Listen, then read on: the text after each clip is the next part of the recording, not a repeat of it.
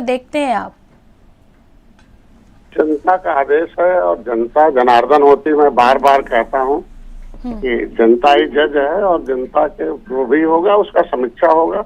हम एक अपनी पार्टी और हमारा एक समुदाय, हमारे गांव में वोट हम कह सकते हैं, जो हमें अभी देखा कि हमने जो अपने समुदाय के 80% vote Nishad party Bharatiya Janata party के साथ है।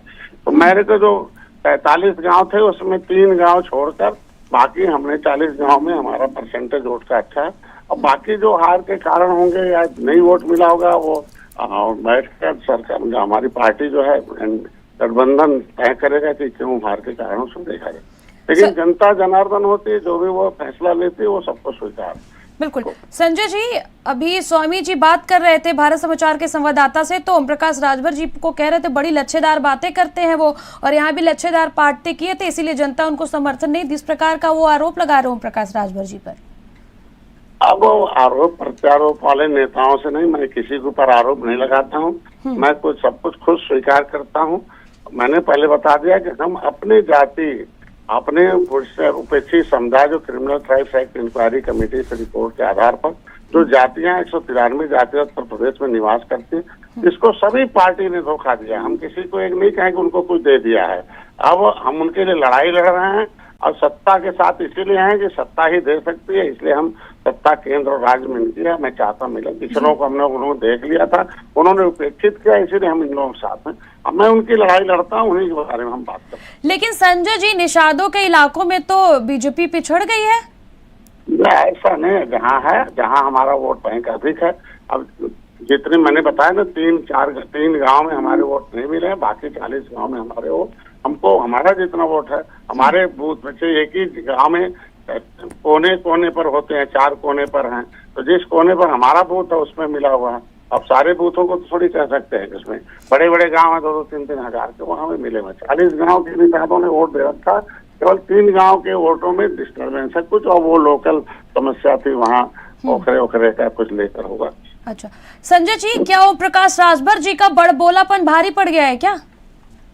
हम तो भैया को बार बार कहते रहे कि उतने बोला जाए, तो मर्यादित बोला जाए, मर्यादा के अंदर रहा जाए, राजनीतिक भाषण दिए जाए, राजनीतिक बात किया जाए। राजनीतिक समुदाय के लिए सेवा करने का, समाज की सेवा के भाव से हमें होना चाहिए और सबके साथ अपने शब्दों पर बातचीत करके रखना चाहिए। सब लोग इसी भारत के नागरिक हैं और सभी लोग आपस में हैं और भारत एक है। राजनीति अलग बात है, लेकिन अपने संबंधों को हमेशा ठीक रखना चाहिए व्यक्ति को। संजय जी, प्रचार प्रसार के दौरान कुछ झंडे और टोपी को लेकर के भी आप और राजभर जी के बीच में आरोप प्रत्यारोप का दौर चढ़ा था, उसका भी असर देखने को मिल रहा है क्या अभी मतगणना में? मैंने भैया पर कोई आरोप नहीं लगाया था। मैंने कहा था कि जो बयान दिया था वो मेरे पास जो रिपोर्ट आई थी, जो सूचना आई थी, उसको मैंने बता दिया था, और बाकी जो वोट है वोट तो मिला। जिस प्रकार से भारतीय जनता पार्टी के तमाम दिग्गज वहां पर गए थे चुनाव प्रचार प्रसार के दौरान, समाजवादी पार्टी भी गई थी, आप लोग काम भी गिना रहे थे, विकास की बातें भी कह रहे थे, जनता का मूड थोड़ा बदलता हुआ नजर आ रहा है। संजय जी, क्या वजह देखते हैं आप? अब उसमें समीक्षा होगी, हार के कहकर जनता क्यों इस तरीके का फैसला लिया है, उसमें बदलाव होगा। निश्चित रूप से हम लोगों को जनता की भावनाओं के अनुरूप काम करना पड़ेगा, जनता के इच्छाओं के अनुरूप हमें चलना भी पड़ेगा, तो जो भी कमी रही होगी उसको देखा जाएगा। संजय जी, जनता ये भी कह रही थी कि 16 महीने के अंदर ही दोबारा चुनाव थोप दिया गया हमारे ऊपर, कहीं इसका असर तो नहीं देखने को मिल रहा है कि जनता थोड़ी नाराज तो नहीं हो गई है? अब वो चुनाव आयोग का था चुनाव, अब कोई आदमी बदलता है, कोई आकर आया और चुनाव आयोग अगर करा रहा समय पर तो चुनाव आयोग के हिसाब से सबको उतारना ही पड़ेगा। कोई सरकार थोड़ी चुनाव कराती है, चुनाव आयोग कराती है। अब व्यक्ति बदलता है तो निश्चित रूप से चुनाव लड़ने का पार्टी के फैसले हैं और इसका जवाब तो भारतीय जनता पार्टी दे पाएगी। बिल्कुल, आपने कहा चुनाव सरकार करा रही, मैं मानती हूँ, लेकिन आरोप तो दोनों पार्टियां, आप लोग भी लगा रहे थे और आरोप समाजवादी पार्टी के लोग भी लगा रहे थे प्रशासन पर। आप लोग भी गए थे चुनाव आयोग, वो लोग भी चुनाव आयोग गए थे, और नतीजे देखिए। देखिए, आरोप प्रत्यारोप जो लगाता है वो अलग मामला है। हमने अपने मंत्रित्व काल में जो काम किया हूँ, मैं 1.5 साल से हूँ, और मैंने जो इस उपेक्षित समुदाय के लिए जो लड़ाई लड़के संघर्ष करके हम अपने संवैधानिक अधिकारों के दिलाने की तरफ जो प्रयास किया हूँ और जो मिला है, और समुदाय को एक करने का, और सबको कहा कि भाई सब तो दुनिया में सारे लोग हर क्षेत्रों में सब हैं, लेकिन आप राजनीतिक रूप से पिछड़े हो, इसीलिए आर्थिक और सामाजिक रूप से पिछड़े हो। आप लोग सबको समझो और अपने अधिकारियों की एक होकर लड़ो। तो मेरा कहने का मतलब आरोप प्रत्यारोप तो कोई भी करता रहेगा, लेकिन अभी आज के दिन में आरोप प्रत्यारोप नहीं है। अब जनादेश जो है उसका स्वागत करना चाहिए, उस पर समीक्षा करना चाहिए। बिल्कुल, देखिए सबके मन में यही सवाल है संजय जी कि किसके सर पर ताज सजेगा, प्रत्याशी आज किसके किस्मत का फैसला करेगी। लेकिन जैसा अभी आपने कहा निषाद समुदाय के लिए, समाज के लिए कि आप लोग बढ़िए, जागरूक होइए, बढ़ चढ़ के हिस्सा लीजिए। ये जो फैसला आता है अगर ये भारतीय जनता पार्टी के पक्ष में आ जाता है, देखिए अभी कुछ कहा नहीं जा सकता क्योंकि अभी कई राउंड की काउंटिंग बची है, तो क्या मैसेज आप अपने समुदाय को देंगे और कहां पर आप चूक देखते हैं अपने समुदाय की ओर से? और फिर से मैं वही कहूंगी, ओम प्रकाश राजभर जी का बड़बोलापन कितना हावी हुआ, इसको किस प्रकार से आप देखेंगे? देखिए, आदमी को हमेशा जोतने कोई भी व्यक्ति जो काम किया हो राजनीति में, उसके अपने व्यक्तित्व को, अपने कृतित्व को आदमी को परोसना चाहिए। इसीलिए मैं 9 साल से इस राजनीति के क्षेत्र में हूँ। 9 साल में जो मेरा व्यक्तित्व कृतित्व है, इसलिए मेरा समाज में तो का इतना अभाव है। हमारे लोग किसी विभाग में नहीं है, हमारे लोगों को हमारे नेताओं के साथ धोखेबाजी हुई तो जनता के साथ हो गई। तो इसलिए मैं इनसे कहा, एक ही संदेश अपने समाज को देता हूँ बार बार कि राजनीति का हिस्सेदार बनिए, राजनीति का शिकार मत होइए। आप बजट के हिस्सेदार बनिए, बजट के शिकार मत बनिए। आप लोग शिक्षित होइए। एक ही कहा कि जो है राजनीति से एकता में बल है, राजनीति से ही सभी संभव है। मैं बार बार इनको कहता हूँ कि भाई इतिहास से प्रेरणा मिलती है। आप प्रेरित होइए निषाद राज किले से। आपके पुरखों ने देश को लड़ाई लड़ी, अंग्रेजों मुगलों को भगाया, उससे लड़िए। सती चौरा घाट पर शहीद हुए 167। इतिहास से प्रेरणा मिलती, प्रेरणा से जागृति। जागृति का मतलब जो आपका दोस्त कौन है, बिना झंडे का आपको कोई भला नहीं होने वाला। जो झंडे को आगे बढ़ाए वो आपका भाई है, जो झंडे का विरोध करे, आपके नेता का, आपके मिशन का, आपके विचार का, आपके हिस्से का विरोध करे, जो आपका हिस्सा खाए वो आपका दुश्मन है।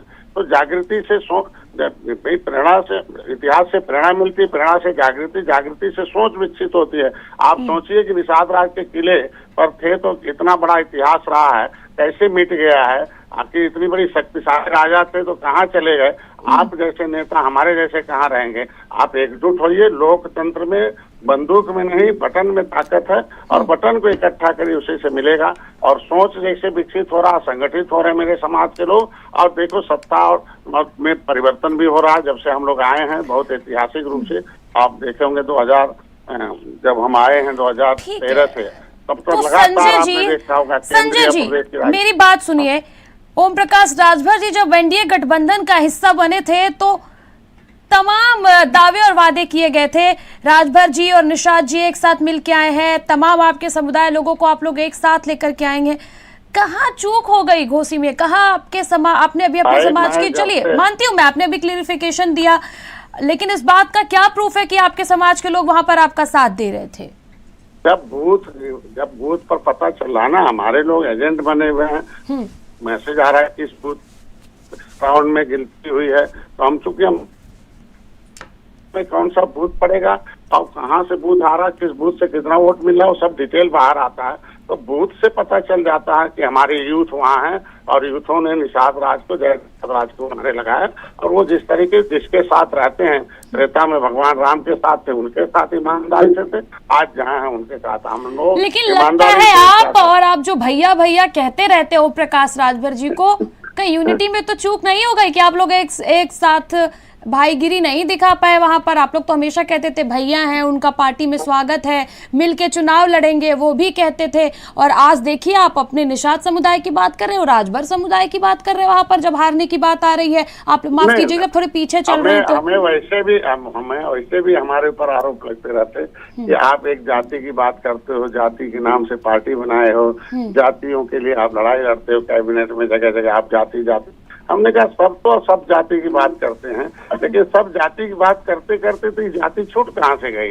ये एक केवट मल्ला, बिंद कश्यप, कहार, धीवर, रैकवार, बासम के बेटे दरोगा पुलिस क्यों नहीं बन पाए? क्यों नहीं आईजी डीआईजी बन पाए? क्यों नहीं ये मंत्री मुख्यमंत्री बन पाए? क्यों ऐसा उपेक्षित रहा है? तो अगर इनकी बात करते तो हमारे पास तो बार बार ये आरोप लगता है भैया की बात तो भैया जवाब देंगे, लेकिन मैं यही कहूंगा कि जहाँ तो कोई है और जिस तरीके से आज के दिन में रिजल्ट आ रहा उसके हिसाब से निश्चित रूप से एनडी भारतीय जनता पार्टी को सोचना पड़ेगा, क्योंकि बड़े भाई हम लोग छोटे भाई हैं और बड़े भाई के निर्देशन पर ये छोटे भाइयों का काम चलता है।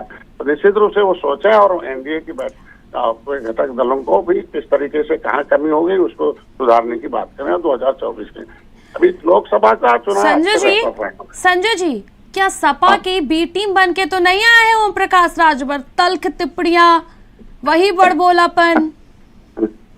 अब क्योंकि अब जनता है, जनता किस मूड में क्या ले रही है उसका जवाब तो जनता दे सकती है, लेकिन जनादेश जो भी है उसको तो सभी नेताओं को स्वीकार ही करना है और उसकी कमियों को देखकर बाद में सर्वे में पता चलेगा कि कौन सी गलतियां किसकी कमी रही है जिसकी वजह से चूक हुई है और उसको सुधारने का अवसर हम लोगों को मिलेगा। ठीक है संजय, मेरे साथ बने रहिए। हमारे साथ अरुण राजभर जी जुड़ चुके हैं। अरुण जी, स्वागत है आपका भारत समाचार में।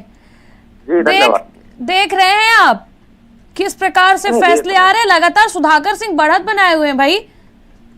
नहीं देखिए क्या है कि विधानसभा घोसी की जनता ने